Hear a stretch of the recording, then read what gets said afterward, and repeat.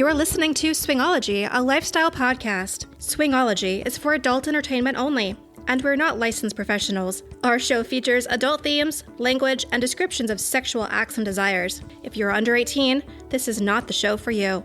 The ideas and opinions expressed are those of the speaker only and not of any company or entity, and should not be considered professional advice. Now, let's stimulate your mind.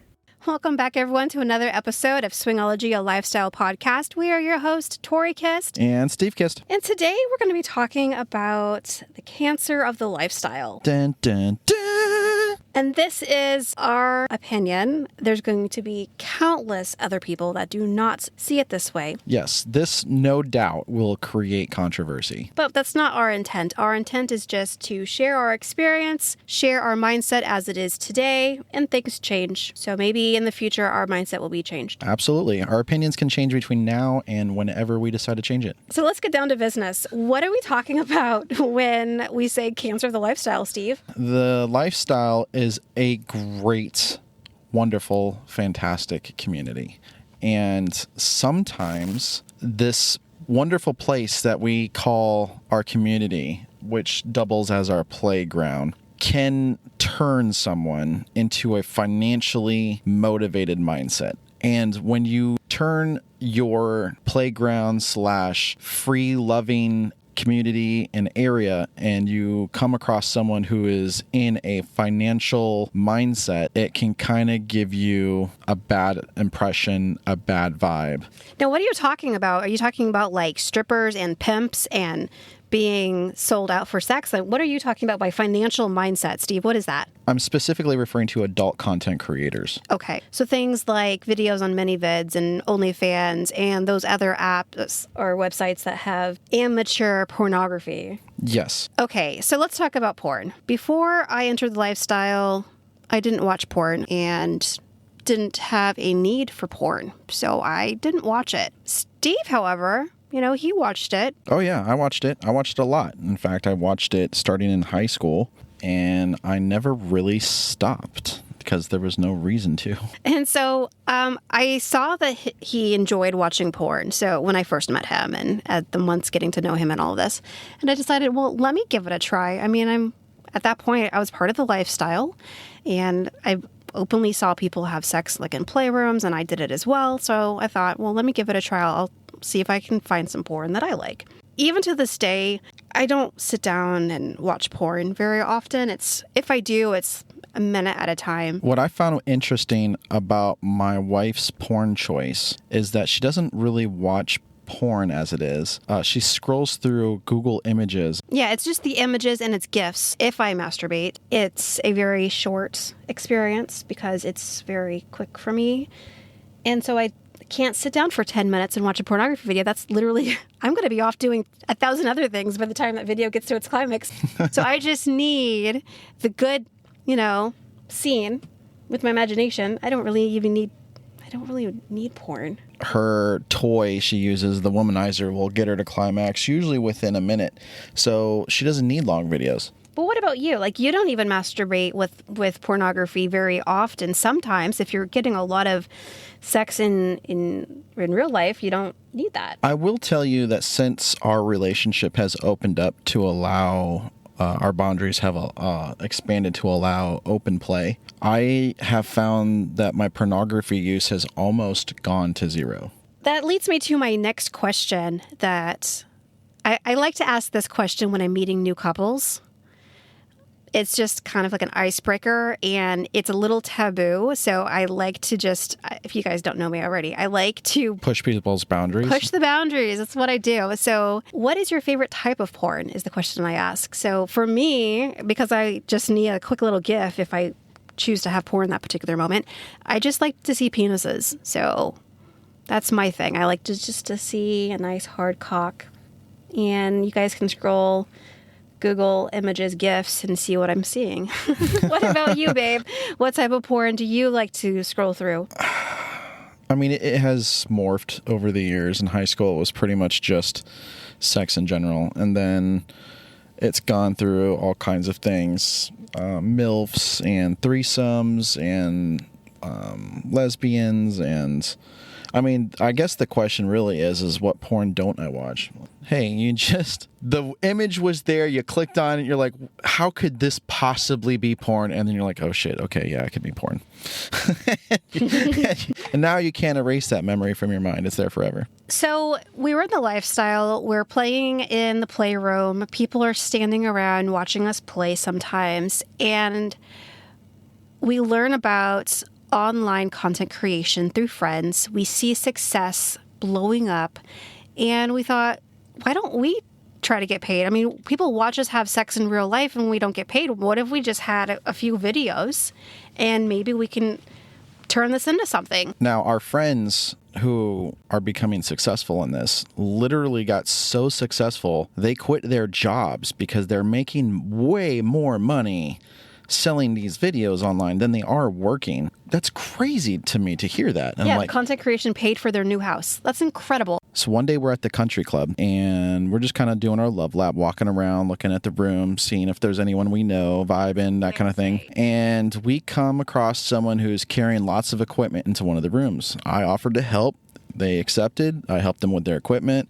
We start talking. Come to find out, this guy is a legit 100% authentic porn director. So I started asking him some questions like, hey, how often do you do this? Do you make money? How much do you make? That kind of thing. And he asked, wait, are you guys content creators? And we're like, yeah, well, we're giving it a try. And he rolled his eyes and he was completely annoyed. He was like, no, don't do that. I was like, really? What do you mean? And so he goes into how content creators are the unregulated startup of the porn industry, and it's giving authentic porn directors and the authentic porn industry a really bad vibe and a bad name. And he goes into talking about how, porn directors and authentic porn actors spend a lot of time, energy, making sure everyone's safe. They require digitally verifiable STD results within days of the shoot, and he goes on and on and on about all the things that they do to make sure everyone in the industry is safe. Whereas content creators are just backdoor handshake agreements. Are you safe? Yeah, sure. Here's my PDF. That may have been edited. And yeah, so here you go. Here I go. All right, let's do this thing. So he decides to take us under his wing and mentor us for about a month. We created our own LLC for a porn production company. Yep, it's called Pleasure Baits. And I actually have a business card right here, babe. We created it with the guidance and direction of the porn director. We basically followed the procedures that he put out to us. Yeah, the ideas. Yep, the ideas. The only thing we deviated from was he had a content style that he did for his porn production company. Yeah. And we just kind of took a different direction in the terms of the content. Yeah. We wanted to be more story-based content, and he was very much POV, slam, bam, thank you, ma'am kind of thing. So what is story-based content? Story-based content is literally just that. It's a introduction of characters. It's a building of chemistry. It's a climax, literally, and storyline. Yeah. And we created a couple great, what I would call great series of videos. Right. And then we started getting requests from the audience for very specific types of videos. And they would usually be short in nature, anywhere from 3 to 10 minutes. And so let me talk a little bit about how did we get business. When you're doing content creation, you need to get people kind of like funneled in or piped into your particular profile on the site, whether you're on ManyVids or you're on OnlyFans or because there's a couple other sites. So the way that I've noticed a lot of the people in my sphere do it is they have an Instagram account or a TikTok account, and they'll make more clean videos, get people's interest, and have a Linktree link in their profile description. So eventually the viewers will click the Linktree and see the OnlyFans or ManyVids link there. Then they can jump over there and see that there's more naughty, spicy content for purchase. So in order to do that, you have to make your spicy content. You have to make your vanilla-ish content on a regular basis. So this is a full-time job. It's really, really hard to do. Managing a job and a family and your hobbies it's hard to fit in time to perfect the skill needed for all of this. When we started doing this, we made the content, we would edit the content, we would upload the content, and then it was about marketing the content. And despite our best efforts over the course of, I don't know, maybe 6 months, we really weren't seeing the fruits of our labor. Yeah, the fruits of the labor. We were nowhere near even considering being able to leave a job. I got to the point where we had to make a choice. Like, are we going to keep doing this, or are we gonna step off? And actually, it's around that time that I had my surgery, and so I decided, I'll get a little break of making content. I'll heal my body, and maybe I'll come back, and maybe we won't. We'll just see how it goes. I think it was 6 months of healing from the surgery. That's when we had the 5-girl dildo party. It looks as amazing as it sounds. It was very high energy, 5 women, and they had a great time all on the bed together. And then about a year later, this past November, I had the 2 bald men, you and Sexy Lifestyle Dave, to myself on the cruise ship, the Bliss Cruise. And that was another good scene. We created great content. There's just no one out there buying it. So we didn't have a lot of it, but what we had.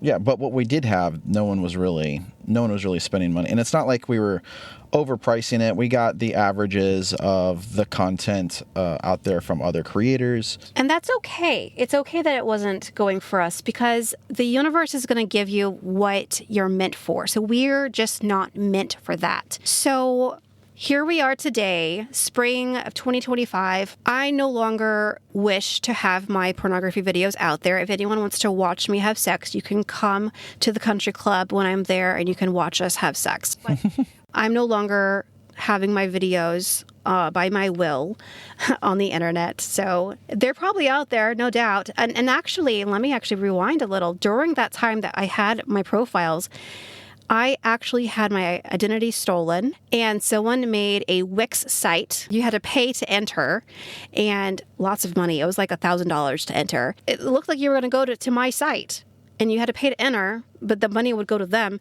Anyway, I found out about this, and I contacted Wix, and I proved that that wasn't me, and they were taken down. So I was fighting stuff like that. I wasn't making a bunch of money on my end, and my interest and passions are going elsewhere. One of the things that you deal with when you're creating content is you have to know going in firsthand that even if you want to back out, your stuff will always be out there. There is no way you're going to be able to scrub the internet and scrub people's hard drives and scrub all of these automatic recording databases out there of the content of you. It's forever out there. If you ever want to have like an important high caliber position in your future life, don't go into this industry. Yeah, this is a life-altering decision. Mm-hmm. Yes, it can change your life with the financial outcomes of many friends and people who do it. To be quite honest, if you are one of the lucky few that break out and make that kind of money, then you really don't ever have to worry about working any of corporate jobs. But keep in mind, the universe is going to give you what you're meant for, and how many people are meant for that?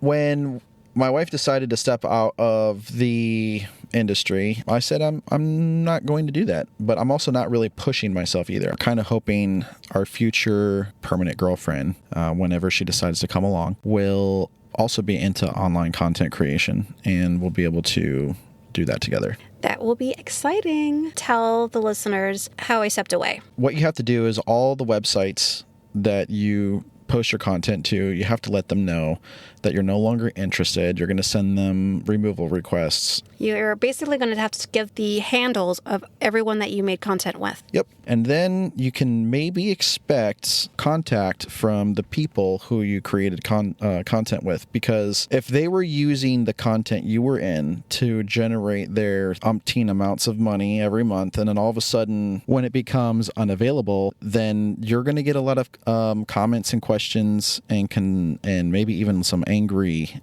phone calls from the other creators out there. We were at our country club, and one of these content creators approached us and talked to us about why did we step out, and they didn't come at us aggressively or anything. It was just enough words to know that they were not happy. To be honest, it really did affect me a little bit. It made me feel bad that our decision affected other people. I wish it hadn't affected other people, but it did. It also kind of solidified in my mind that they were only friendly with us at those times that they were because we were content creators. The first moment they see me, that I'm not a content creator, they're quite bitter. I mean, they were using us. Well, maybe not. I think content creators reach out to other content creators because they can both use each other for various reasons to help each other out. To get yourself out there, you'd want to pair up with a content creator that's more popular than you. And so that way their viewers learn about you and your site, because that's one of the very few ways that you can actually get your name out there. So Tori, why do you think content creation is the cancer of the lifestyle? Yeah, this goes back to when we met the pornography producer / director when we were being mentored by him. Content creators, they make every moment of having sex a recording session so they can sell it and make money. The passion goes away and it becomes work. Everything is work. It's all, my dick's hard, your pussy's wet, okay, let's record it. Oh, we gotta make money here. Every single moment. It becomes like a junkie situation. And that is not fun when you're just trying to have fun. That's why it's the cancer of the lifestyle, in my opinion. What is your opinion? Yeah, I saw that aspect of it, and I would agree with you. And then the other side of it is, when you're in a lifestyle and you have, let's say, a couple's account profile somewhere, and like I would say Facebook, for example, okay. And then you have all these friends, and some of your friends are content creators, you're going to start getting your feed, and you're going to start seeing all these other people like posting their daily videos. And don't get me wrong, they're cute. And they're sometimes like fun to look at, but at the same time, your feed starts filling up with like monetized content. And then once you're in it yourself, you kind of understand what they're doing and why they're doing it. And then it's like, they only now want to meet with other content creators, because why would you have sex for fun when you can have sex for money? And so now all the content creators out there only want to meet other content creators, and they're not interested in the lifestyle anymore. It's superficial. Yeah. It's not genuine friendship. Exactly. And when we've met other content creators, even as we're starting to step out, we've asked them like, hey, what would you say is the downside to all this content creation activity? And they even admitted to us, one of the things that really happened was we lost a lot of friends because we just don't have time for them anymore. They don't want to make content with us. And we kind of we need to make content with other content creators. And so it wasn't just one or two couples this was a very common theme with the content creators out there. They said they literally had to schedule non-content time to remember to have fun, and they were having difficulty even doing that. Mm-hmm. Of course, if you leave your job and you start something like this and you become successful, it can become a trap, because if you're making $250,000 or $500,000 a year and then you start depending on that money, and then one or both of you and your relationship decide you want to step out, or you want to stop, or you want to slow down, how? What job are you going to find that can make up for those funds that you're not making anymore? It can be a very tough financial decision to step out if you become accustomed to that kind of money. Now it's not even a job. Now you're kind of a slave to it. I kept my profile up because I still have friends and people I know who create content. I don't mind participating in their videos. And I'm never really expecting any content to blow up or whatever. But if it does, great. And I think if everyone had that mindset, maybe it wouldn't be the cancer of the lifestyle. But I've met lots of couples who obsess over it. They take off, they obsess over it, and now they're not available anymore. You don't see them anymore. That was a great conversation. I feel like we've talked about every angle, the benefits, how to do it, the cons, how to get out of it. If anyone has any questions, don't hesitate to reach out to us. We're happy to continue our conversation privately through Facebook Messenger or Instagram Messenger or through email. The links can be found in our show notes. Steve, do you have any homework for our listeners about this? homework for our listeners. Let's see. If you are a couple, I want you to ask your spouse, what is their favorite porn video, or what kind of porn do they like to watch? And then watch something with them. Oh, that's fun, babe. I like that. I think that's a creative, open mind type of thing to do. How about this? For the listeners that might be on the more conservative side and not quite ready to visually watch pornography, try reading smut. Because smut is words. There's no pictures. Your imagination takes over. That might be right up some people's alley. Let me ask you a question, Tori. Now that you've tried adult content creation and you've decided to back out, do you think there's ever a version of you in the future that would jump back into it? There's always a version. There's always a version for everything. So yeah, Okay. Absolutely. Just wondering. I don't foresee it on my radar and the trajectory of my life right now. I don't see it. But stars are realigning every day for different things, so there's always a version. If anyone out there has similar stories or has their own stepping out story for content creation, let us know. Reach out to us on one of the many social media platforms that we have, and we will review and maybe include it on a next similar topic we might have in the future. I think that's good. All right, guys, till next time, tune in and stimulate your mind. Woohoo! Stimulate your mind. No, I don't want to do it this time. But it's the send-off. I know, but the send-off sometimes needs a change. It's the first year that we've done podcast. It's no more stimulate your mind. Come on, it's this.